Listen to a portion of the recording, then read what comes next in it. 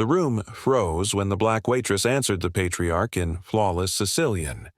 Crystal glasses hovered midair. The old man's ringed hand stopped mid-gesture. No one was supposed to understand that language anymore. But she did, without thinking. By midnight, the girl serving drinks in borrowed heels would become the most dangerous secret at the Cavallari family table. The Cavallari ballroom glittered like a cathedral built for sinners. Gold light spilled from chandeliers. Violins whispered above laughter, and the air smelled of citrus and control.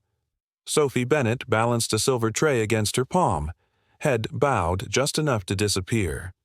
"Keep moving," her manager had said. "Don't look anyone in the eye. Just smile."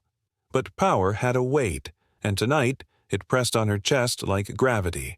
She passed a table where men in black suits murmured names like prayers and prices like sins. Every gesture carried history. Every laugh had cost someone something. When a voice behind her said, "Water," she turned automatically.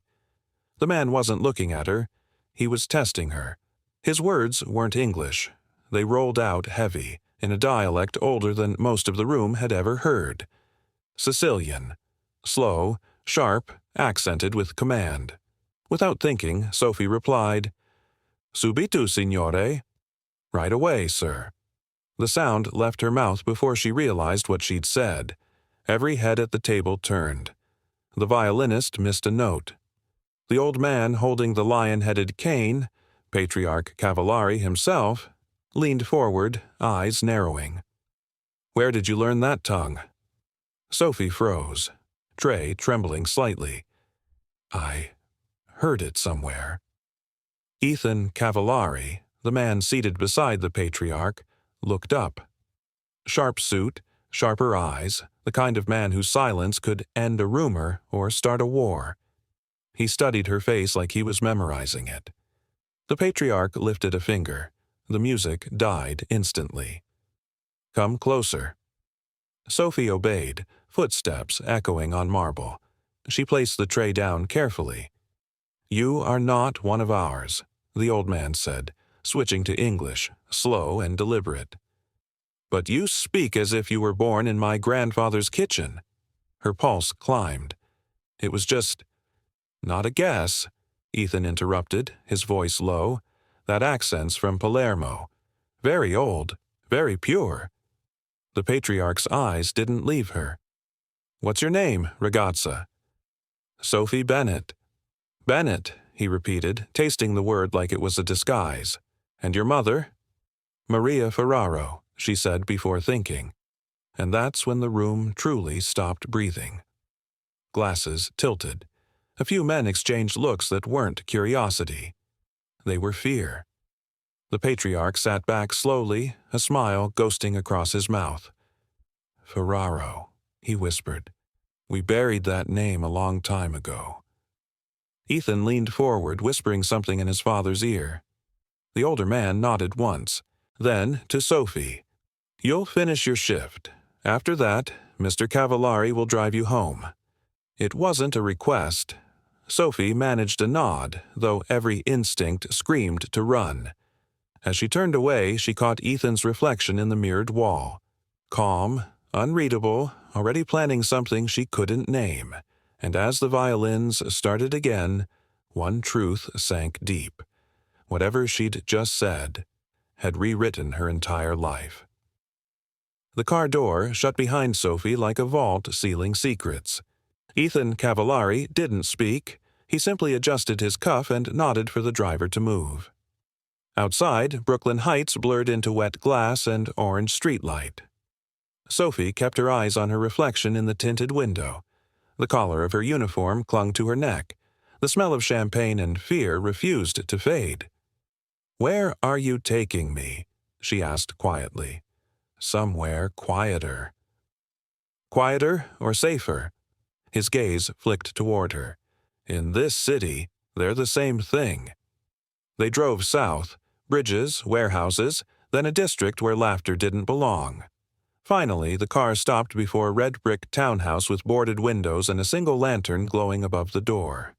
Ethan stepped out first. "Stay close." Inside smelled of cedar and dust. Lamps hummed to life one by one, revealing polished floors and thick curtains that killed sound from the street. A woman waited near the fireplace, gray hair in a bun, glasses sliding down her nose. "Rosa," Ethan said. The woman looked at Sophie for a long time. "Madonna mia, she really does." Sophie frowned. "Does what?" Rosa stepped closer, fingertips brushing Sophie's jaw as if confirming something ancient. "Same eyes, same dimple here," she pointed gently. "Maria Ferraro's granddaughter." Sophie froze. "You knew my mother." "I worked her wedding," Rosa said softly, "before the Ferraros vanished." Ethan poured whiskey into a glass but didn't drink. The Ferraros built the first shipping line in Palermo before war changed hands. The Cavallari protected what was left, until Rizzi stole the docks. Rosa nodded. Ferraro blood was the oath. Whoever carries it can claim the ledger. "The what?" Ethan turned, eyes steady. "A record of every shipment, payment, and bribe. Proof that Rizzi's fortune is built on theft. If the last Ferraro appears, that record becomes law." Sophie felt the floor tilt. "I'm a waitress, not a weapon." Ethan set the glass down, untouched. "Tonight you were both." The fireplace cracked softly. Shadows moved across his face. He continued, "Your grandmother's still alive, correct? Rosa will move her tonight to our private clinic. Rizzi's men will search hospitals first." Sophie stepped back. "You had people watching us?" "Since the ballroom," he admitted. "They followed you home, not me. That's how we know Rizzi suspects." Her voice rose. "You think I'll just let strangers move my family like boxes?" Ethan's tone didn't change. "You can come with her, or you can wait until Rizzi's men arrive. They don't knock." The air between them held the weight of every unspoken choice. Finally she whispered, "Then I'm coming." He nodded once to Rosa. "Prepare transport." As Rosa disappeared down the hall, Ethan handed Sophie a folded note. "Read it when you're safe," he said. "It's your mother's handwriting." "How do you have this?" "She left it with my father, for the day her bloodline came back to claim what was hers." Outside, engines started. Sophie followed Ethan into the rain, the letter trembling in her hand. Behind them, Brooklyn slept, unaware that an old name had just awakened from its grave. The safe house smelled of old wood and rain. Sophie hadn't slept. Rosa moved quietly in the next room, folding clothes for the trip to the clinic. The letter Ethan had given her sat unopened on the table, edges damp from her hands. She finally broke the seal. "If you're reading this, Sophie, the Ferraro name still matters." Her mother's handwriting looped across the page, soft, steady, deliberate. It told of an oath sworn generations ago. The Ferraros built the docks, and the Cavallari swore to protect them. But greed fractured that bond. "One day," the letter said, "someone will use our name to rebuild what was lost. Trust only those who keep their promises without needing witnesses." Sophie read it twice, then again. The words felt like coordinates, not comfort. She turned when she heard footsteps. Ethan stood in the doorway, coat over one arm. "You read it," he said. "She knew about all this?" "She helped start it." He walked closer, eyes tracing her face. "Before she left Sicily, she gave my father the original Ferraro ledger for safekeeping. He hid it in our archives. We thought it was myth until tonight. What's in it? Everything Rizzi doesn't want exposed. Shipments, bribes, names. It's worth more than any building in Brooklyn." He poured coffee, handed her a cup. "But someone in my circle leaked its location." She frowned. "Who?" He didn't answer. "Carlo's men didn't show for their night shift. He hasn't checked in since the ballroom." Before she could reply, Rosa burst through the hall, face pale, phone in hand. "The clinic just called. The nurses found two men trying to reach the upper floor. They left when guards arrived." Ethan's jaw tightened. "Get her out." Sophie grabbed her jacket. "I'm coming." "No." His tone dropped. "If they want the ledger, they'll come here next. You leave, they follow. I'm not hiding while people bleed for a name I didn't even know." He looked at her for a long second, then pulled his phone. "Lucio, bring the car." Minutes later, the house was dark. They moved through the basement, emerging into an alley slick with rain. Black SUV waiting.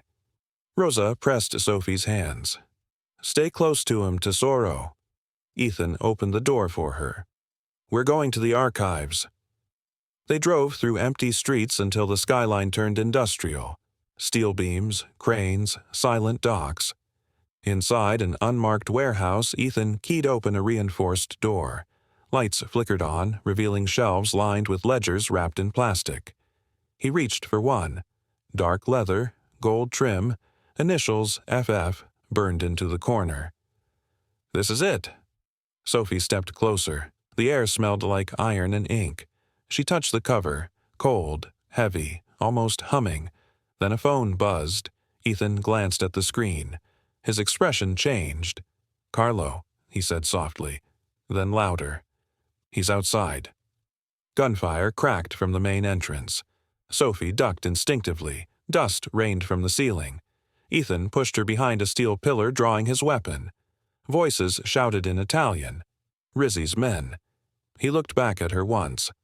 "You asked what you were, Sophie. You're not a waitress anymore. You're a Ferraro." He stepped into the smoke, and the sound of war filled the archives. Gunfire echoed through the old warehouse like thunder trapped in metal. Ethan's men returned fire, shadows flashing between crates and glass. Sophie pressed herself against the cold steel pillar, heart pounding so hard it felt like part of the noise. Then, silence. A body hit the floor. Another voice shouted in Italian, then went quiet mid-curse. Ethan stepped out of the haze, smoke curling around him like a cloak. He wiped blood from his temple with the back of his hand. "It's over," he said. Sophie's breath came shallow. "Is he Carlo?" Ethan nodded toward the far side of the room. Two of his men dragged a body forward. Carlo Bernardi, face pale, eyes open, disbelief frozen in them. His weapon still half raised.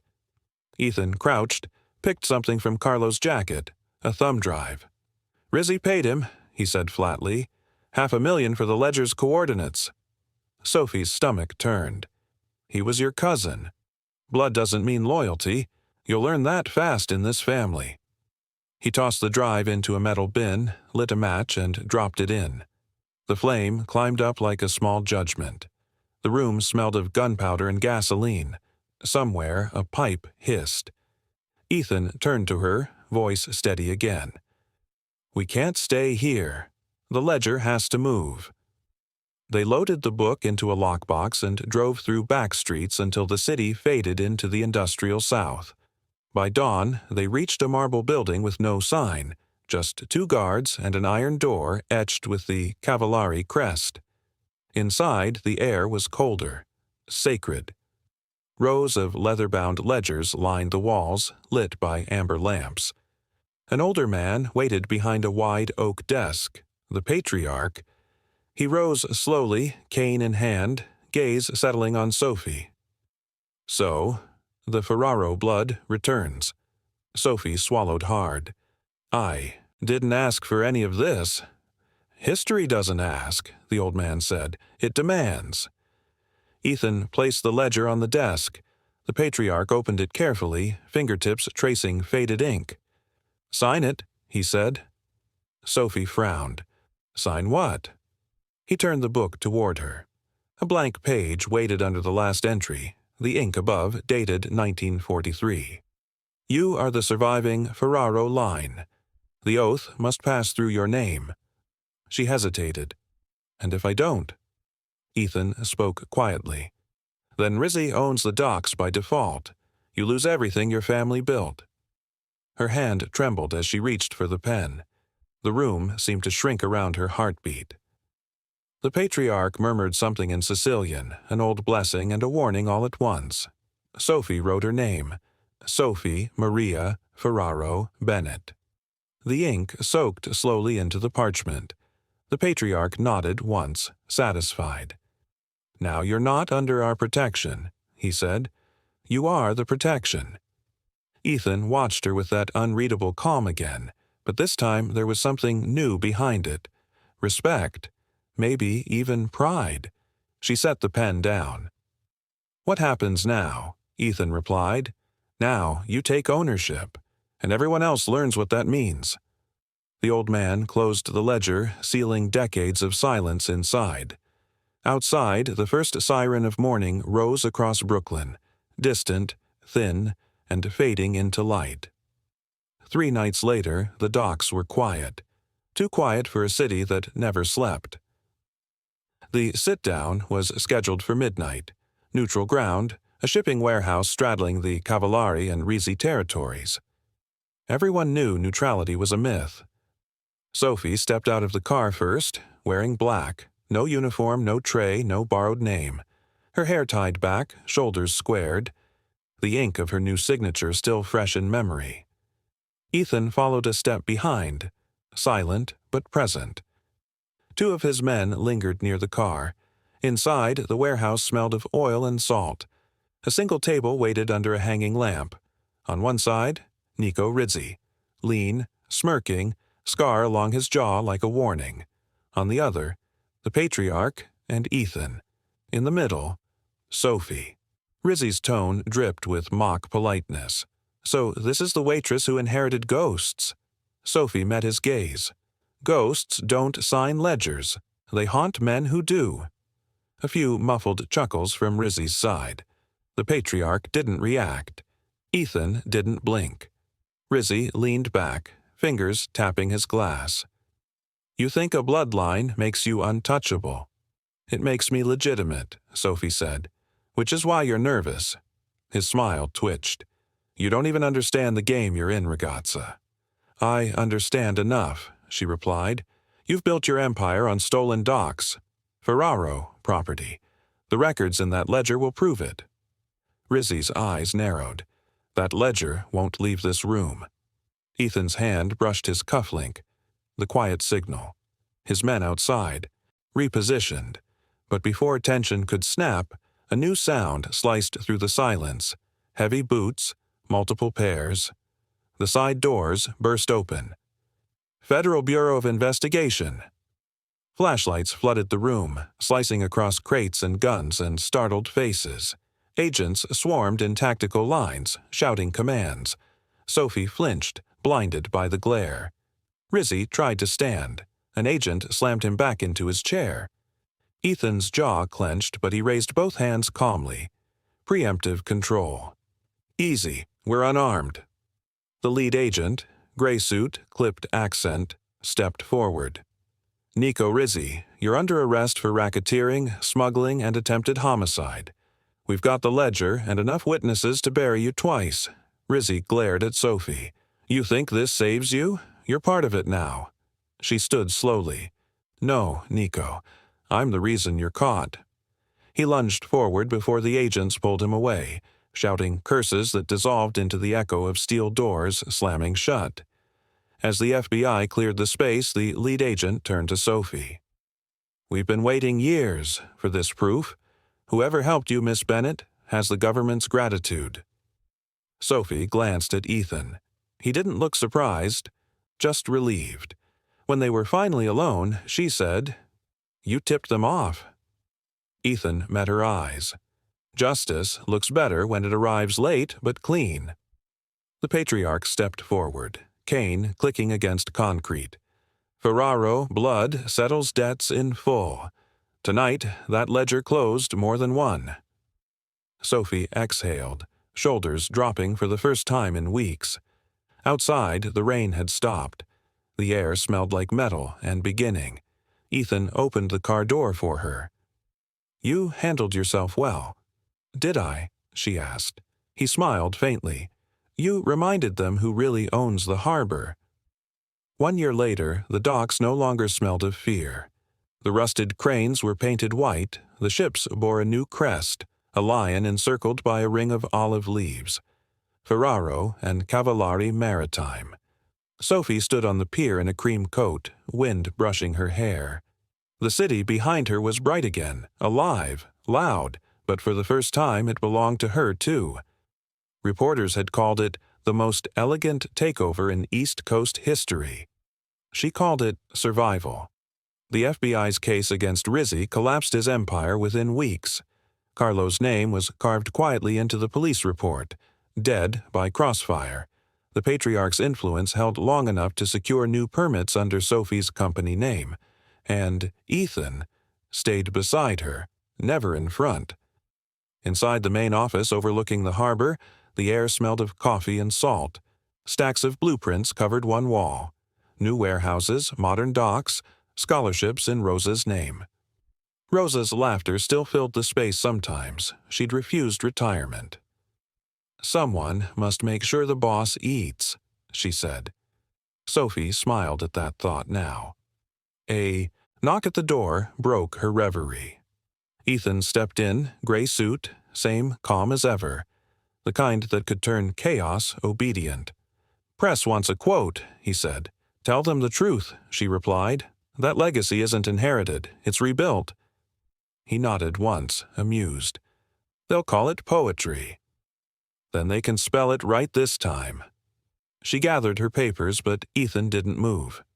When she looked up, he was holding something small, a velvet box, time-worn at the edges. Her breath caught. "What is that?" He opened it slowly.